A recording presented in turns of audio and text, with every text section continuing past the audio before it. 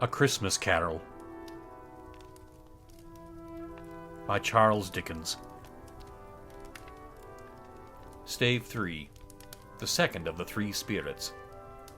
Awaking in the middle of a prodigiously tough snore, and sitting up in bed to get his thoughts together, Scrooge had no occasion to be told that the bell was again upon the stroke of 1. He felt that he was restored to consciousness in the right nick of time, for the especial purpose of holding a conference with the second messenger dispatched to him through Jacob Marley's intervention. But finding that, he turned uncomfortably cold when he began to wonder which of his curtains this new spectre would draw back. He put them every one aside with his own hands, and, lying down again, established a sharp lookout all round the bed, for he wished to challenge the spirit on the moment of its appearance, and did not wish to be taken by surprise and made nervous. Gentlemen of the free and easy sort, who plume themselves on being acquainted with a move or two, and being usually equal to the time of day, express the wide range of their capacity for adventure by observing that they are good for anything from pitch and toss to manslaughter, between which opposite extremes, no doubt, there lies a tolerably wide and comprehensive range of subjects. Without venturing for Scrooge quite as heartily as this, I don't mind calling on you to believe that he was ready for a good broad field of strange appearances, and that nothing between a baby and a rhinoceros would have astonished him very much. Now, being prepared for almost anything, he was not by any means prepared for nothing, and consequently, when the bell struck 1, and no shape appeared, he was taken with a violent fit of trembling. 5 minutes. 10 minutes. A quarter of an hour went by, yet nothing came. All this time he lay upon his bed, the very core and center of a blaze of ruddy light, which streamed upon it when the clock proclaimed the hour, and which, being only light, was more alarming than a dozen ghosts. As he was powerless to make out what it meant, or would be at, and was sometimes apprehensive that he might be at that very moment an interesting case of spontaneous combustion without having the consolation of knowing it. At last, however, he began to think, as you or I would have thought at first, for it is always the person not in the predicament who knows what ought to have been done in it, and would unquestionably have done it too. At last, I say, he began to think that the source and secret of this ghostly light might be in the adjoining room, from whence, on further tracing it, it seemed to shine. This idea taking full possession of his mind, he got up softly and shuffled in his slippers to the door. The moment Scrooge's hand was on the lock, a strange voice called him by his name and bade him enter. He obeyed. It was his own room. There was no doubt about that, but it had undergone a surprising transformation. The walls and ceiling were so hung with living green that it looked a perfect grove, from every part of which bright gleaming berries glistened. The crisp leaves of holly, mistletoe, and ivy reflected back the light, as if so many little mirrors had been scattered there. And such a mighty blaze went roaring up the chimney as that dull petrification of a hearth had never known in Scrooge's time, or Marley's, or for many and many a winter season gone. Heaped up on the floor to form a kind of throne were turkeys, geese, game, poultry, brawn, great joints of meat, sucking pigs, long wreaths of sausages, mince pies, plum puddings, barrels of oysters, red-hot chestnuts, cherry-cheeked apples, juicy oranges, luscious pears, immense 12th cakes, and seething bowls of punch that made the chamber dim with their delicious steam. In easy state upon this couch there sat a jolly giant, glorious to see, who bore a glowing torch, in shape not unlike Plenty's horn, and held it up, high up, to shed its light on Scrooge as he came peeping round the door. "Come in!" exclaimed the ghost. "Come in, and know me better, man!" Scrooge entered timidly, and hung his head before this spirit. He was not the dogged Scrooge he had been, and though the spirit's eyes were clear and kind, he did not like to meet them. "I am the ghost of Christmas present," said the spirit. "Look upon me." Scrooge reverently did so. It was clothed in one simple green robe, or mantle, bordered with white fur. This garment hung so loosely on the figure that its capacious breast was bare, as if disdaining to be warded or concealed by any artifice. Its feet, observable beneath the ample folds of the garment, were also bare, and on its head it wore no other covering than a holly wreath, set here and there with shining icicles. Its dark brown curls were long and free as its genial face, its sparkling eye, its open hand, its cheery voice, its unconstrained demeanor, and its joyful air. Girded round its middle was an antique scabbard, but no sword was in it, and the ancient sheath was eaten up with rust. "You have never seen the like of me before," exclaimed the spirit. "Never," Scrooge made answer to it. "Have never walked forth with the younger members of my family," meaning, for I am very young, my elder brothers born in these later years, pursued the phantom. "I don't think I have," said Scrooge. "I am afraid I have not." "Have you had many brothers, spirit?" "More than 1,800, said the ghost. "A tremendous family to provide for," muttered Scrooge. The ghost of Christmas Present rose. "Spirit," said Scrooge submissively, "conduct me where you will. I went forth last night on compulsion, and I learnt a lesson which is working now. Tonight, if you have aught to teach me, let me profit by it." "Touch my robe." Scrooge did as he was told and held it fast. Holly, mistletoe, red berries, ivy, turkeys, geese, game, poultry, brawn, meat, pig, sausages, oysters, pies, puddings, fruit, and punch all vanished instantly. So did the room, the fire, the ruddy glow, the hour of night, and they stood in the city streets on Christmas morning, where, for the weather was severe, the people made a rough but brisk and not unpleasant kind of music in scraping the snow from the pavement in front of their dwellings and from the tops of their houses, whence it was mad delight to the boys to see it come plumping down into the road below and splitting into artificial little snowstorms. The house fronts looked black enough, and the windows blacker, contrasting with the smooth white sheet of snow upon the roofs, and with the dirtier snow upon the ground, which last deposit had been ploughed up in deep furrows by the heavy wheels of carts and wagons, furrows that crossed and recrossed each other hundreds of times where the great streets branched off, and made intricate channels, hard to trace in the thick yellow mud and icy water. The sky was gloomy, and the shortest streets were choked up with a dingy mist, half thawed, half frozen, whose heavier particles descended in a shower of sooty atoms, as if all the chimneys in Great Britain had by one consent caught fire, and were blazing away to their dear hearts' content. There was nothing very cheerful in the climate or the town, and yet was there an air of cheerfulness abroad that the clearest summer air and brightest summer sun might have endeavored to diffuse in vain. For the people who were shoveling away on the housetops were jovial and full of glee, calling out to one another from the parapets, and now and then exchanging a facetious snowball, better-natured missile far than many a wordy jest, laughing heartily if it went right and not less heartily if it went wrong. The poulterers' shops were still half open, and the fruiterers were radiant in their glory. There were great, round, pot-bellied baskets of chestnuts, shaped like the waistcoats of jolly old gentlemen, lolling at the doors, and tumbling out into the street in their apoplectic opulence. There were ruddy, brown-faced, broad-girthed Spanish onions, shining in the fatness of their growth like Spanish friars, and winking from their shelves in wanton slyness at the girls as they went by, and glanced demurely at the hung-up mistletoe. There were pears and apples clustered high in blooming pyramids. There were bunches of grapes made in the shopkeeper's benevolence to dangle from conspicuous hooks, that people's mouths might water gratis as they passed. There were piles of filberts, mossy and brown, recalling in their fragrance ancient walks among the woods, and pleasant shufflings ankle-deep through withered leaves.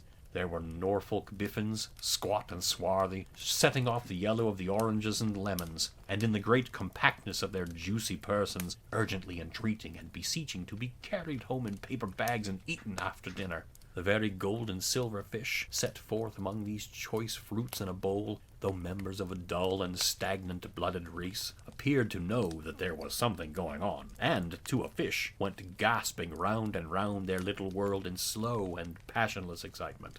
The grocers. Oh, the grocers, nearly closed, with perhaps 2 shutters down or 1, but through those gaps such glimpses. It was not alone that the scales descending on the counter made a merry sound, or that the twine and roller parted company so briskly, or that the canisters were rattled up and down like juggling tricks, or even that the blended scents of tea and coffee were so grateful to the nose, or even that the raisins were so plentiful and rare, the almonds so extremely white, the sticks of cinnamon so long and straight, the other spices so delicious, the candied fruits so caked and spotted with molten sugar as to make the coldest lookers-on feel faint and subsequently bilious. Nor was it that the figs were moist and pulpy, or that the French plums blushed in modest tartness from their highly decorated boxes, or that everything was good to eat and in its Christmas dress, but the customers were all so hurried and so eager in the hopeful promise of the day, that they tumbled up against each other at the door, crashing their wicker baskets wildly, and left their purchases upon the counter and came running back to fetch them, and committed hundreds of the like mistakes, in the best humor possible, while the grocer and his people were so frank and fresh that the polished hearts with which they fastened their aprons behind might have been their own, worn outside for general inspection, and for Christmas daws to peck at if they chose. But soon the steeples called good people all to church and chapel, and away they came, flocking through the streets in their best clothes and with their gayest faces. And at the same time there emerged from scores of by-streets, lanes, and nameless turnings innumerable people, carrying their dinners to the bakers' shops. The sight of these poor revellers appeared to interest the spirit very much, for he stood with Scrooge beside him in a baker's doorway, and taking off the covers as their bearers passed, sprinkled incense on their dinners from his torch. And it was a very uncommon kind of torch, for once or twice, when there were angry words between some dinner carriers who had jostled each other, he shed a few drops of water on them from it, and their good humor was restored directly. For, they said, it was a shame to quarrel upon Christmas Day, and so it was. God love it, so it was. In time the bells ceased, and the bakers were shut up, and yet there was a genial shadowing forth of all these dinners in the progress of their cooking, in the thawed blotch of wet above each baker's oven, where the pavement smoked as if its stones were cooking too. "Is there a peculiar flavor in what you sprinkle from your torch?" asked Scrooge. "There is. My own." "Would it apply to any kind of dinner on this day?" asked Scrooge. "To any kindly given. To a poor one most." "Why to a poor one most?" asked Scrooge. "Because it needs it most."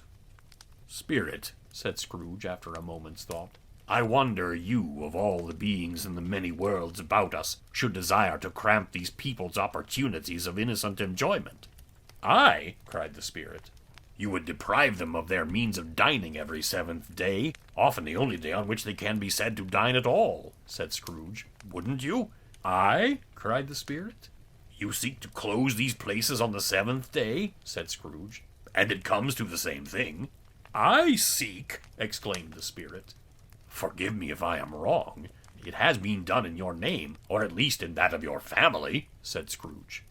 "There are some upon this earth of yours," returned the spirit, "who lay claim to know us, and who do their deeds of passion, pride, ill will, hatred, envy, bigotry, and selfishness in our name, who are as strange to us and all our kith and kin as if they had never lived. Remember that, and charge their doings on themselves, not us." Scrooge promised that he would, and they went on, invisible as they had been before, into the suburbs of the town. It was a remarkable quality of the ghost, which Scrooge had observed at the baker's, that notwithstanding his gigantic size, he could accommodate himself to any place with ease, and that he stood beneath a low roof quite as gracefully and like a supernatural creature as it was possible he could have done in any lofty hall. And perhaps it was the pleasure the good spirit had in showing off this power of his, or else it was his own kind, generous, hearty nature, and his sympathy with all poor men, that led him straight to Scrooge's clerk's. For there he went and took Scrooge with him, holding to his robe, and on the threshold of the door the spirit smiled, and stopped to bless Bob Cratchit's dwelling with the sprinkling of his torch. Think of that. Bob had but 15 bob a week himself. He pocketed on Saturdays but 15 copies of his Christian name, and yet the ghost of Christmas Present blessed his 4-roomed house. Then up rose Mrs. Cratchit, Cratchit's wife, dressed out but poorly in a twice-turned gown, but brave in ribbons, which are cheap and make a goodly show for 6pence, and she laid the cloth, assisted by Belinda Cratchit, second of her daughters, also brave in ribbons, while Master Peter Cratchit plunged a fork into the saucepan of potatoes, and getting the corners of his monstrous shirt collar, Bob's private property conferred upon his son and heir in honor of the day, into his mouth, rejoiced to find himself so gallantly attired, and yearned to show his linen in the fashionable parks. And now 2 smaller Cratchits, boy and girl, came tearing in, screaming that outside the baker's they had smelt the goose, and known it for their own, and basking in luxurious thoughts of sage and onion, these young Cratchits danced about the table, and exalted Master Peter Cratchit to the skies, while he, not proud, although his collars nearly choked him, blew the fire until the slow potatoes bubbling up knocked loudly at the saucepan lid to be let out and peeled. "What has ever got your precious father, then?" said Mrs. Cratchit, "and your brother, Tiny Tim? And Martha warn't as late last Christmas Day by half an hour." "Here's Martha, mother!" cried the 2 young Cratchits. "Hurrah! There's such a goose, Martha!" "Why, bless your heart alive, my dear, how late you are!" said Mrs. Cratchit, kissing her a dozen times, and taking off her shawl and bonnet for her with officious zeal. "We'd a deal of work to finish up last night," replied the girl, "and had to clear away this morning, mother."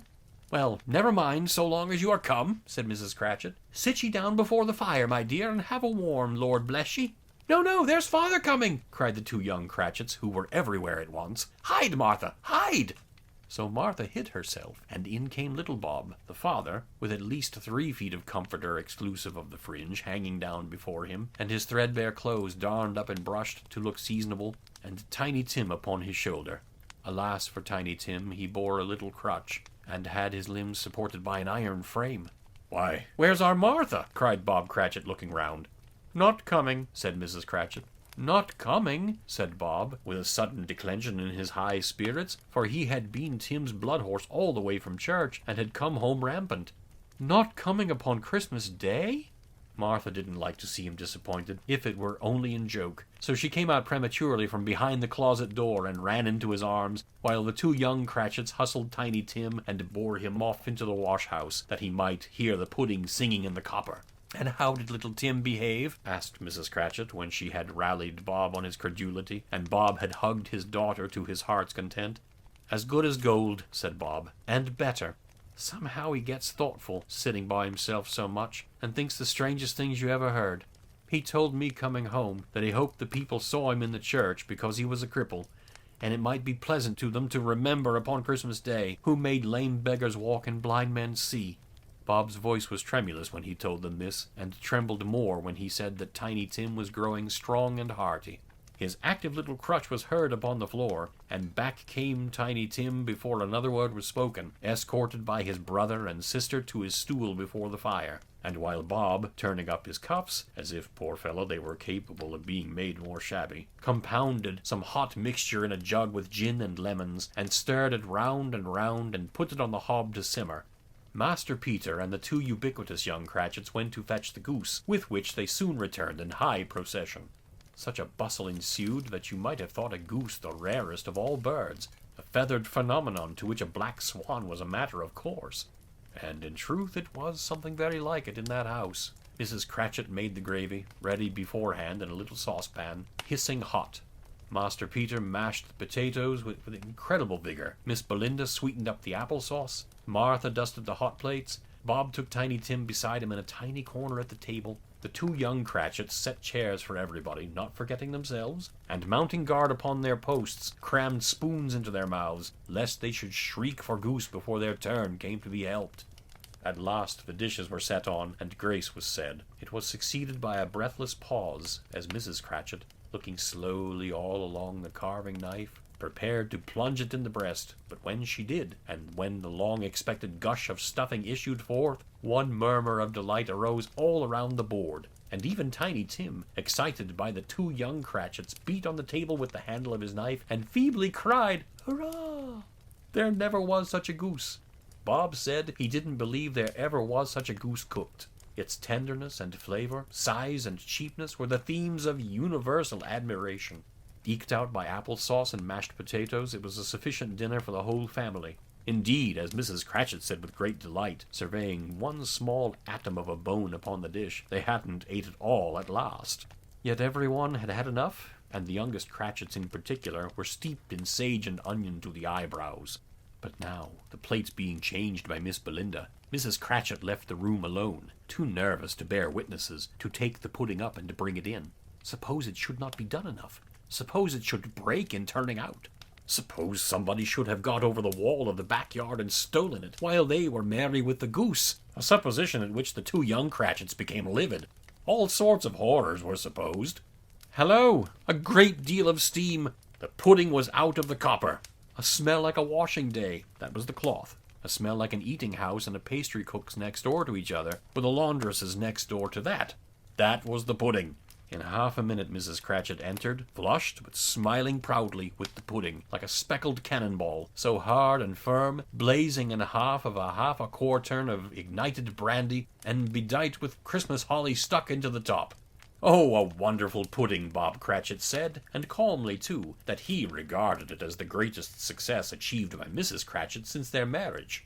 Mrs. Cratchit said that now the weight was off her mind, she would confess she had had her doubts about the quantity of flour.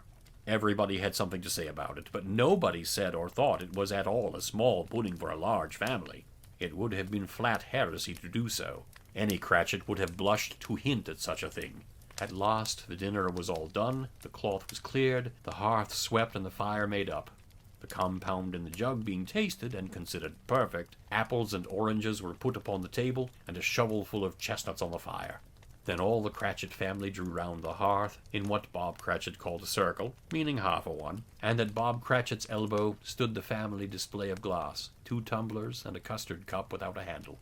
These held the hot stuff from the jug, however, as well as golden goblets would have done, and Bob served it out with beaming looks, while the chestnuts on the fire sputtered and cracked noisily. Then Bob proposed, "A Merry Christmas to us all, my dears. God bless us," which all the family re-echoed. "God bless us, everyone," said Tiny Tim, the last of all. He sat very close to his father's side upon his little stool. Bob held his withered little hand in his, as if he loved the child and wished to keep him by his side, and dreaded that he might be taken from him. "Spirit," said Scrooge, with an interest he had never felt before, "tell me if Tiny Tim will live." "I see a vacant seat," replied the ghost, "in the poor chimney corner, and a crutch without an owner carefully preserved. If these shadows remain unaltered by the future, the child will die." "No." "No," said Scrooge. "Oh, no, kind spirit, say he will be spared." "If these shadows remain unaltered by the future, none other of my race," returned the ghost, "will find him here." "What then?" "If he be like to die, he had better do it, and decrease the surplus population." Scrooge hung his head to hear his own words quoted by the spirit, and was overcome with penitence and grief. "Man," said the ghost, "if man you be in heart, not adamant, forbear that wicked cant until you have discovered what the surplus is, and where it is. Will you decide what men shall live, what men shall die? It may be that in the sight of heaven you are more worthless and less fit to live than millions like this poor man's child. Oh, God, to hear the insect on the leaf pronouncing on the too much life among his hungry brothers in the dust." Scrooge bent before the ghost's rebuke, and trembling cast his eyes upon the ground, but he raised them speedily on hearing his own name. "Mr. Scrooge," said Bob. "I'll give you Mr. Scrooge, the founder of the feast."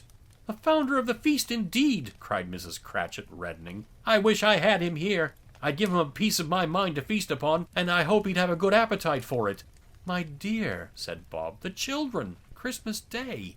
"It should be Christmas Day, I am sure," said she, "on which one drinks the health of such an odious, stingy, hard, unfeeling man as Mr. Scrooge. You know he is, Robert. Nobody knows it better than you do, poor fellow." "My dear," was Bob's mild answer, "Christmas Day." "I'll drink his health for your sake and the day's," said Mrs. Cratchit. "Not for his. Long life to him. A Merry Christmas and a Happy New Year. He'll be very merry and very happy, I have no doubt." The children drank the toast after her. It was the first of their proceedings which had no heartiness. Tiny Tim drank it last of all, but he didn't care tuppence for it. Scrooge was the ogre of the family. The mention of his name cast a dark shadow on the party, which was not dispelled for full 5 minutes. After it had passed away, they were 10 times merrier than before, from the mere relief of Scrooge the Baleful being done with. Bob Cratchit told them how he had a situation in his eye for Master Peter, which would bring in, if obtained, full 5 and 6pence weekly. The 2 young Cratchits laughed tremendously at the idea of Peter's being a man of business, and Peter himself looked thoughtfully at the fire from between his collars, as if he were deliberating what particular investments he should favor when he came into the receipt of that bewildering income. Martha, who was a poor apprentice at a milliner's, then told them what kind of work she had to do, and how many hours she worked at a stretch, and how she meant to lie abed tomorrow morning for a good long rest, tomorrow being a holiday she passed at home. Also, how she had seen a countess and a lord some days before, and how the lord was much about as tall as Peter, at which Peter pulled up his collar so high that you couldn't have seen his head if you had been there. All this time the chestnuts in the jug went round, and by they had a song about a lost child traveling in the snow from Tiny Tim, who had a plaintive little voice, and sang it very well indeed. There was nothing of high mark in this. They were not a handsome family, they were not well dressed, their shoes were far from being waterproof, their clothes were scanty, and Peter might have known, and very likely did, the inside of a pawnbroker's. But they were happy, grateful, pleased with one another, and contented with the time. And when they faded, and looked happier yet in the bright sprinklings of the spirit's torch at parting, Scrooge had his eye upon them, and especially on Tiny Tim, until the last. By this time it was getting dark, and snowing pretty heavily, and as Scrooge and the spirit went along the streets, the brightness of the roaring fires in kitchens, parlors, and all sorts of rooms was wonderful. Here the flickering of the blaze showed preparations for a cozy dinner, with hot plates baking through and through before the fire, and deep red curtains ready to be drawn to shut out cold and darkness. There all the children of the house were running out into the snow to meet their married sisters, brothers, cousins, uncles, aunts, and be the first to greet them. Here again were shadows on the window blind of guests assembling, and there a group of handsome girls, all hooded and fur-booted, and all chattering at once, tripped lightly off to some near neighbor's house, where, woe upon the single man who saw them enter, artful witches well they knew it, in a glow. But if you had judged from the numbers of people on their way to friendly gatherings, you might have thought that no one was at home to give them welcome when they got there, instead of every house expecting company, and piling up its fires half-chimney high. Blessings on it, how the ghosts exulted! How it bared its breadth of breast, and opened its capacious palm, and floated on, outpouring with a generous hand, its bright and harmless mirth on everything within its reach. The very lamplighter who ran on before, dotting the dusky street with specks of light, and who was dressed to spend the evening somewhere, laughed out loudly as the spirit passed, though little kenned the lamplighter that he had any company but Christmas. And now, without a word of warning from the ghost, they stood upon a bleak and desert moor, where monstrous masses of rude stone were cast about, as though it were the burial place of giants, and water spread itself wheresoever it listed, or would have done so, but for the frost that held it prisoner, and nothing grew but moss and furze, and coarse rank grass. Down in the west the setting sun had left a streak of fiery red, which glared upon the desolation for an instant, like a sullen eye, and, frowning lower, lower yet, was lost in the thick gloom of darkest night. "What place is this?" asked Scrooge. "Place where miners live, who labor in the bowels of the earth," returned the spirit. "But they know me. See!" A light shone from the window of a hut, and swiftly they advanced towards it. Passing through the wall of mud and stone, they found a cheerful company assembled round a glowing fire. An old man and woman, with their children and their children's children, and another generation beyond that, all decked out gaily in their holiday attire. The old man, in a voice that seldom rose above the howling of the wind upon the barren waste, was singing them a Christmas song. It had been a very old song when he was a boy, and from time to time they all joined in the chorus. So surely as they raised their voices, the old man got quite blithe and loud, and so surely as they stopped, his vigor sank again.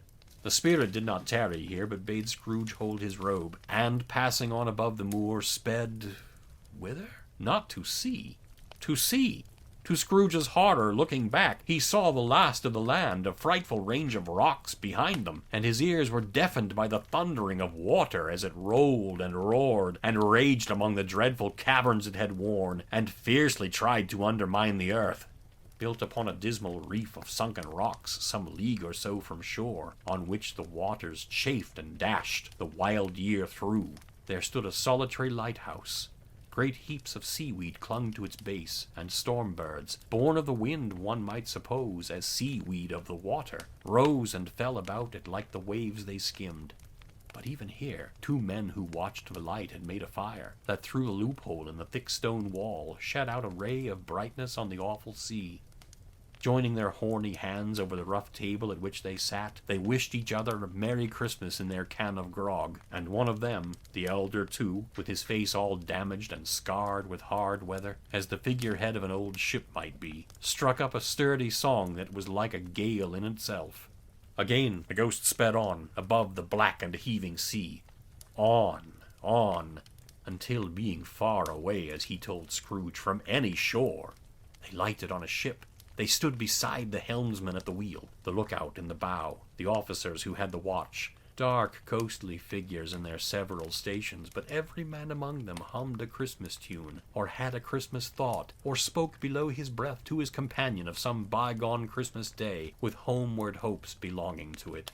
And every man on board, waking or sleeping, good or bad, had had a kinder word for another on that day than on any day in the year, and had shared, to some extent, in its festivities, and had remembered those he cared for at a distance, and had known that they delighted to remember him.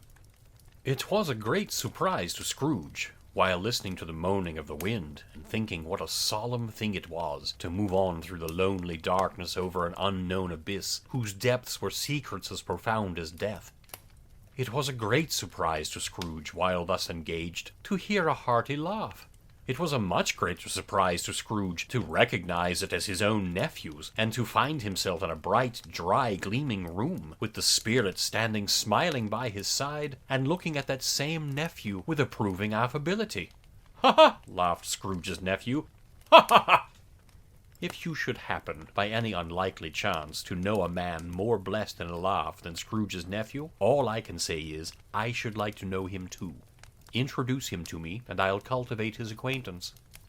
It is a fair, even-handed, noble adjustment of things, that while there is infection in disease and sorrow, there is nothing in the world so irresistibly contagious as laughter and good humor. When Scrooge's nephew laughed in this way, holding his sides, rolling his head, and twisting his face into the most extravagant contortions, Scrooge's niece, by marriage, laughed as heartily as he, and their assembled friends, being not a bit behindhand, roared out lustily, "Ha ha ha ha ha ha!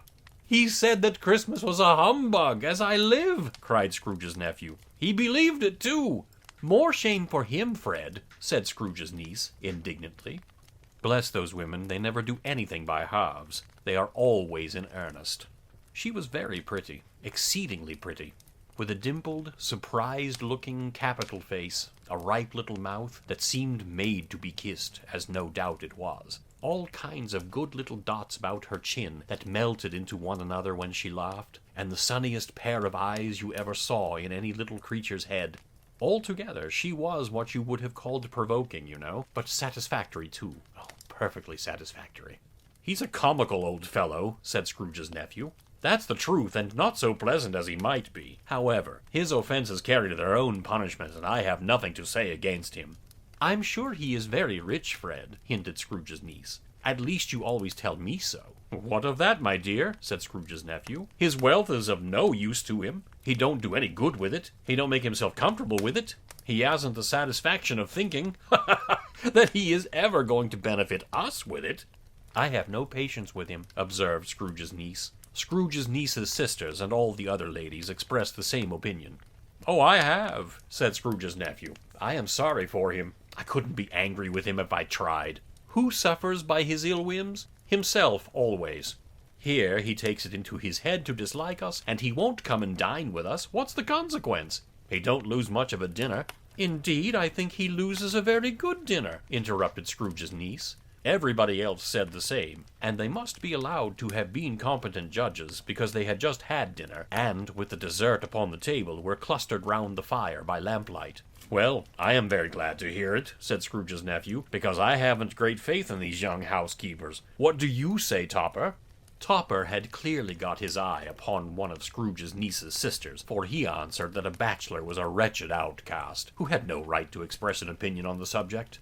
Whereat Scrooge's niece's sister, the plump one with the lace tucker, not the one with the roses, blushed. "Do go on, Fred," said Scrooge's niece, clapping her hands. "He never finishes what he begins to say. He is such a ridiculous fellow." Scrooge's nephew revelled in another laugh, and as it was impossible to keep the infection off, though the plump sister tried hard to do it with aromatic vinegar, his example was unanimously followed. "I was only going to say," said Scrooge's nephew, "that the consequence of his taking a dislike to us and not making merry with us is, as I think, that he loses some pleasant moments, which could do him no harm. I am sure he loses pleasanter companions than he can find in his own thoughts, either in his mouldy old office or his dusty chambers. I mean to give him the same chance every year, whether he likes it or not, for I pity him. He may rail at Christmas till he dies, but he can't help thinking better of it. I defy him if he finds me going there in good temper year after year and saying, 'Uncle Scrooge, how are you?' If it only puts him in the vein to leave his poor clerk £50, that's something, and I think I shook him yesterday." It was their turn to laugh now at the notion of his shaking Scrooge. But, being thoroughly good-natured and not much caring what they laughed at, so that they laughed at any rate, he encouraged them in their merriment, and passed the bottle joyously. After tea they had some music, for they were a musical family, and knew what they were about when they sung a glee or a catch, I can assure you. Especially Topper, who could growl away on the bass like a good one, and never swell the large veins in his forehead, or get red in the face over it. Scrooge's niece played well upon the harp, and played among other tunes a simple little air, a mere nothing, you might learn to whistle it in 2 minutes, which had been familiar to the child who fetched Scrooge from the boarding school, as he had been reminded by the ghost of Christmas past. When this strain of music sounded, all the things that ghost had shown him came upon his mind.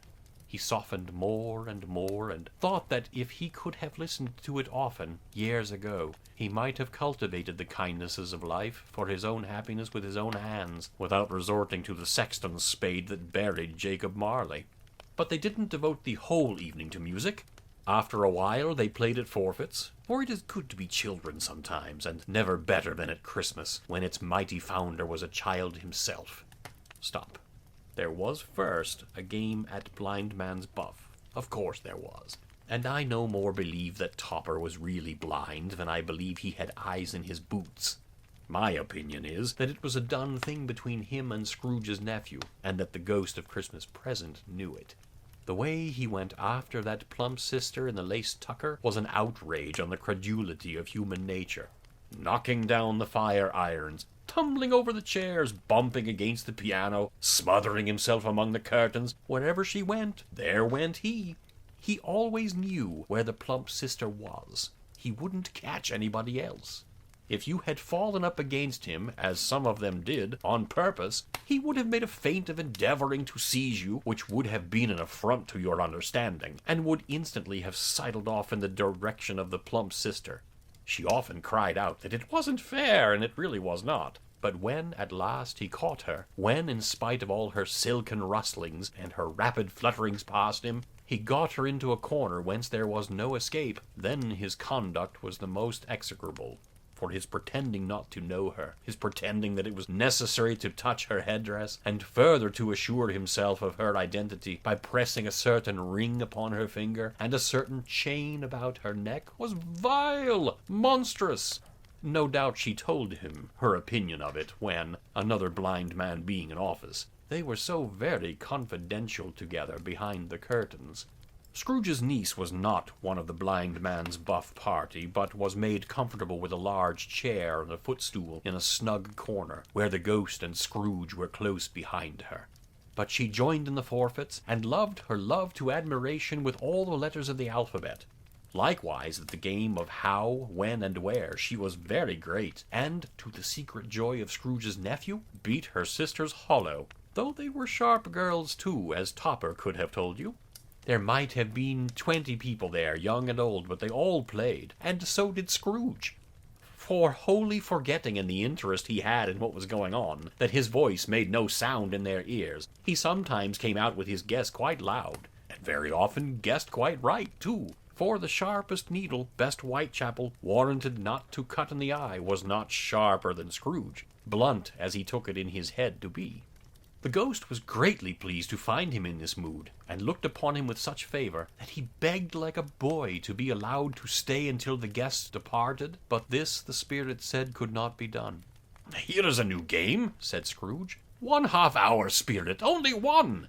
It was a game called Yes and No, where Scrooge's nephew had to think of something, and the rest must find out what. He only answering to their questions yes or no, as the case was. The brisk fire of questioning to which he was exposed elicited from him that he was thinking of an animal, a live animal, rather a disagreeable animal, a savage animal, an animal that growled and grunted sometimes, and talked sometimes, and lived in London, and walked about the streets, and wasn't made a show of, and wasn't led by anybody, and didn't live in a menagerie, and was never killed in a market, and was not a horse or an ass or a cow or a bull or a tiger or a dog or a pig or a cat or a bear. At every fresh question that was put to him, this nephew burst into a fresh roar of laughter and was so inexpressibly tickled that he was obliged to get up off the sofa and stamp. At last, the plump sister, falling into a similar state, cried out, "I have found it out! I know what it is, Fred! I know what it is!" "What is it?" cried Fred. "It's your Uncle Scrooge!" Which it certainly was.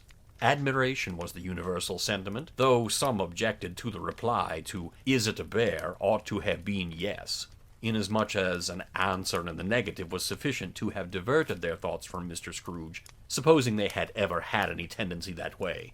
"He has given us plenty of merriment, I am sure," said Fred, "and it would be ungrateful not to drink his health. Here's a glass of mulled wine, ready to our hand at the moment, and I say, Uncle Scrooge."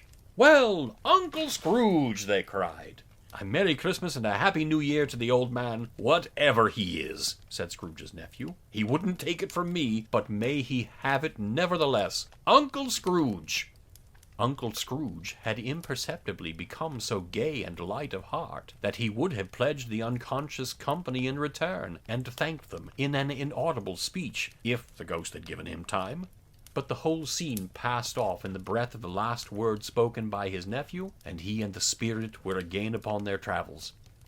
Much they saw, and far they went, and many homes they visited, but always with a happy end. The spirit stood beside sick beds, and they were cheerful. On foreign lands, and they were close at home. By struggling men, and they were patient in their greater hope. By poverty, and it was rich. In almshouse, hospital, and jail, in misery's every refuge, where vain man in his little brief authority had not made fast the door, and barred the spirit out, he left his blessing, and taught Scrooge his precepts. It was a long night, if it were only a night, but Scrooge had his doubts of this, because the Christmas holidays appeared to be condensed into the space of time they passed together. It was strange, too, that while Scrooge remained unaltered in his outward form, the ghost grew older, clearly older. Scrooge had observed this change, but never spoke of it, until they left a children's Twelfth Night party, when, looking at the spirit as they stood together in an open place, he noticed that its hair was gray.